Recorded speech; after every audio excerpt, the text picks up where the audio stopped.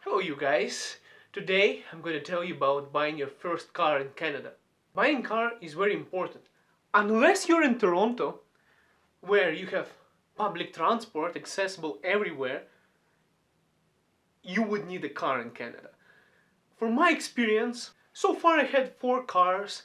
First one was Toyota Echo, second one Hyundai Santa Fe, third one is Honda Civic, my wife is driving it right now, 2015, and 2012 Subaru Impreza. So 4 cars, out of them 3 were used and 1 is new car that we purchased. And I have experience of buying new cars, old cars. I made money on my first car, I lost money on my second car, and I want to teach you the tricks of the trade on how to get a car, how to get a good first car in Canada. Let's start with need to know. Number 1, insurance history. In Canada, once you come to Canada, you don't have any insurance history. So when you're buying a car, you would also need an insurance to drive it. So insurance in Canada is a devil. It's really expensive. It's really expensive. So if you're buying, for example, a car and you're under 24 years old, it would be double the price. If you're older than 24 years old, it would be like half a price. It would be a regular price. If you're less than 24, they're expecting you to speed and do all sorts of nonsense as a kid while driving. That's why they're charging you more. And insurance is a tricky thing in Canada. Number 1, once you landed, it's a good thing if you can take your insurance history from your country. So get some document from your insurance company saying that you have been insured for this many years in your life. This is going to help you a lot in Canada. Only of course if insurance company is going to take it and use that history. So insurance history is such a thing that it says that this many years you have been insured by a company, this many claims you have done, and this is how much they're going to charge you. So the better insurance history you have, the cheaper your insurance is going to be in Canada. Of course, if the insurance company is going to accept that history, but I suggest you do have it. So if you're going to come to Canada, for example, let's say an ordinary person would say, let's say just number out of nowhere, there are so many things that influence the number. Let's say person who has 10-15 years of insurance history in Canada is paying $100 for their insurance, 150 for example. When you come to Canada, you're going to pay 300. You're going to pay double because you have no insurance history. So if you can bring at least some document with your insurance history, at least some document with your driving history, you can give it to an insurance company, get your insurance done. So these things you have to know in Canada. Number 2, credit history. Credit history is something that you're new to Canada. They don't have your credit history. They don't know how you are. They don't know if they can give you money or they can trust you. It's weird how it works in Canada. But what I'm telling you is this: if you're new to Canada, you don't have a credit history. I'm going to make a separate video on credit history and how to build it. But what I'm trying to say is the interest rates. For example, if your credit history was better, you've been longer in Canada, it would be easier for you and cheaper to buy a car because the credit history would be better. And you also need to know the challenges. Challenges would be the following: you are in a new country, you don't know who to trust, you don't know what to do.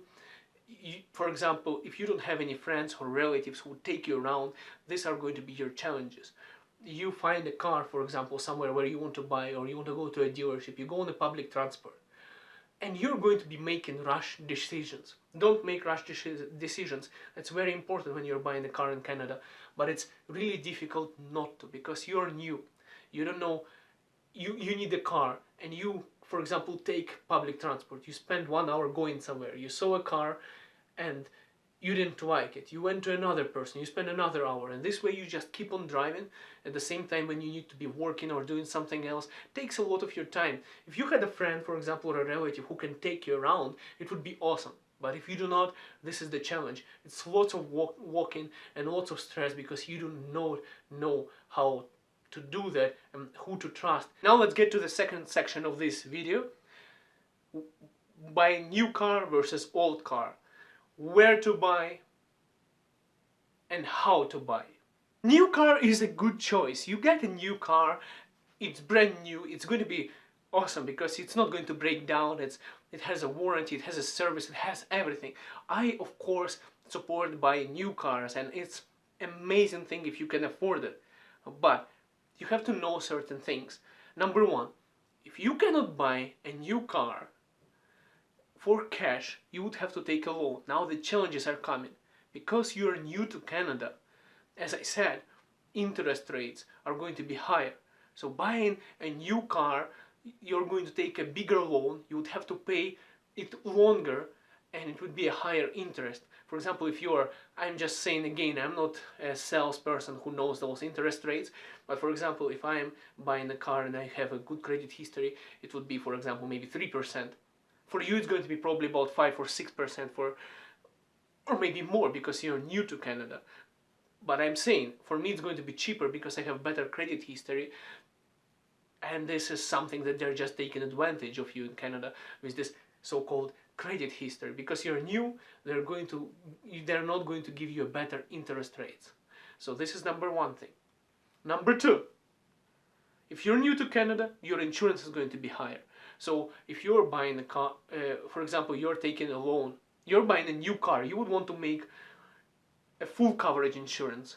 Or if you're taking a loan and you're buying a car, they don't tell you that in a dealership, but once you buy a new car and you have a loan, because the bank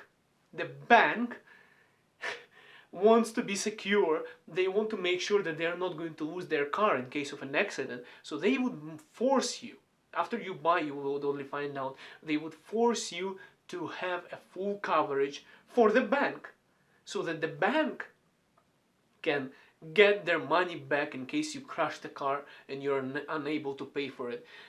And guess what? Full coverage for a new person who is coming to Canada, it's around $300 a month, and it can be $500 depending on the city and province you're living. It's really expensive. And if you're a new immigrant and you're on a low budget, you don't want to just keep on giving away your money, right? So you would probably be better off buying an older car. Unless, of course, you can afford buying a new car and you have so much of money you don't even care about spending, get a new car. It's good, it's not going to break on you. If you have the value for money, because once you buy a new car, as soon as you leave dealership, it just devaluates right away. It's cheaper because now it's pre-owned car. Plus insurance, if you have a loan, it goes up. So if you're money conscious and you're a new immigrant to Canada, I suggest you start with a pre-owned car. Where to buy a car in Canada? There are two ways to buy a car. One is through a dealership, the second one is from a person, for example like me or someone else. You come to Canada, person has the car, they're selling it. So if you want to buy a new car, of course you're going to a dealership. If you want to buy a pre-owned car, it's a good thing to go to a dealership. If you go to a dealership, there is always a place where you can go back. For example, you purchased a car, something is wrong with that, you go back to a dealership.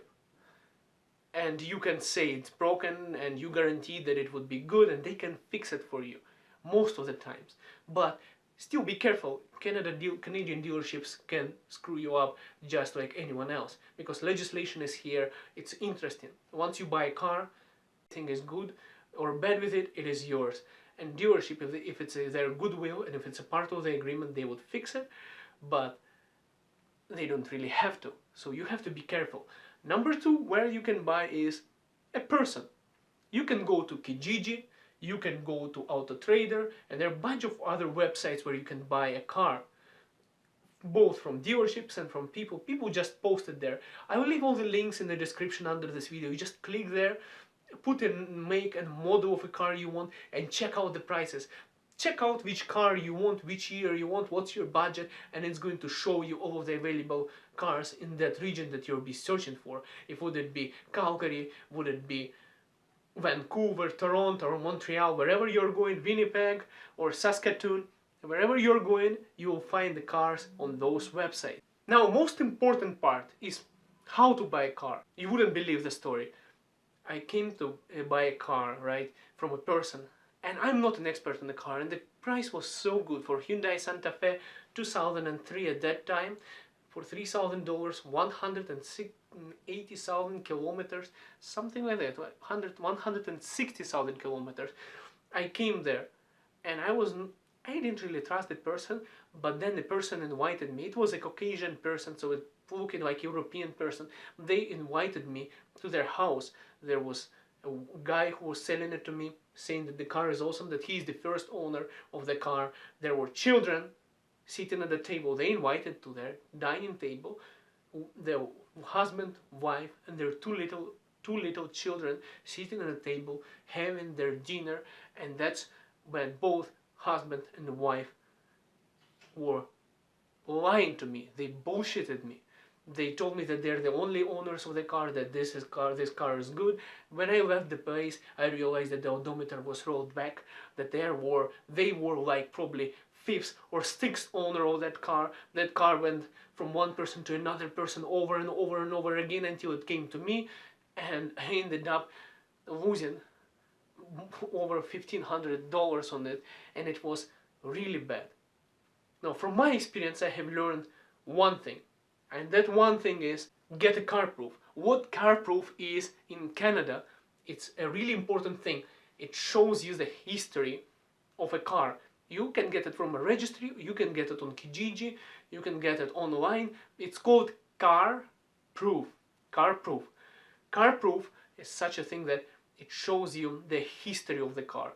It shows, it's like a government paper like this size, and it just says a line when it was serviced, how much money they spent, what was the mileage, kilometers, and where it was serviced. By looking at it, you can see the collision claims, accidents. So with that document in Canada it's a good system that you can get it. You get the Carproof, it's about $40, maybe $50, I think it's about $40.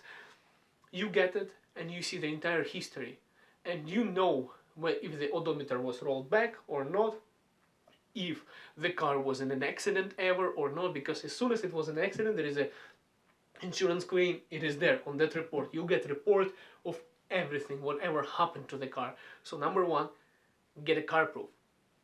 Number two, get a mechanic. If you're buying a car from a person, and I even called the customer protection services in Canada, the government, and find out what I should do when I'm buying a car, and they told me, even if you're buying from dealership, get a mechanic. Always get a mechanic. They said, even if it's a dealership and they have their own mechanic, do not trust them. Get a third-party mechanic to inspect the car, and then you buy it. Because even a dealership can screw you up and sell you something else. It is going to cost you about $100 more. So Carproof is $40. Mechanic is $100, maybe $120, depending on which mechanic you have. But it's going to guarantee you that you're going to be buying a good car. Now, you might think $40 is a lot of money and $100 is a lot of money. You know, if you lose that $200 on one car and then you go and spend another $150 for another car, it's better that you lose that $200 than you end up buying a wrong car and losing thousands of dollars. You understand? It's really important that you get the right one. So Carproof, mechanic, and number three, get a friend. If you have a friend in Canada, it's awesome. Get your friend who is going to drive you around, help you out with the car, someone who has some grip and knowledge of a car. So you can take that person with you and he's going to support you. So you're not going to get scammed, and the person who is or was staying for some time in Canada or from your home country that knows something about cars, some mechanical things. Because for example, me, I have no idea about cars. I know it runs, I know if the engine light goes up, I know that there is something wrong, I take it to a mechanic. If you get someone who knows a little bit more about cars than you do, it's awesome. Unless you're a mechanic yourself, I would suggest get a friend to help you out. Okay, thank you so much for watching, guys. I hope this video was helpful. I congratulate you on your first car and I wish you all the best. I hope you get the right car. You can decide whether you want a new car or an older car. Check out those links under this video for those websites where you can see all the cars, and let me know if you have any questions in comments below. like, subscribe, share this video with your friends. Also, I also want to tell you that I am driving for Uber, and in case you're interested in making part-time income or full-time when you settle in Canada driving for Uber, I'm also going to leave a referral sign up bonus link under this video and all the information if you're already driving for Uber but didn't get your bonus. Just check it out. In case you want it, you can get that bonus. Uber doesn't give it if you don't claim it. It's like from driver to driver thing. So I leave all the links under this video. Thank you so much for watching, and see you in Canada. Let it go.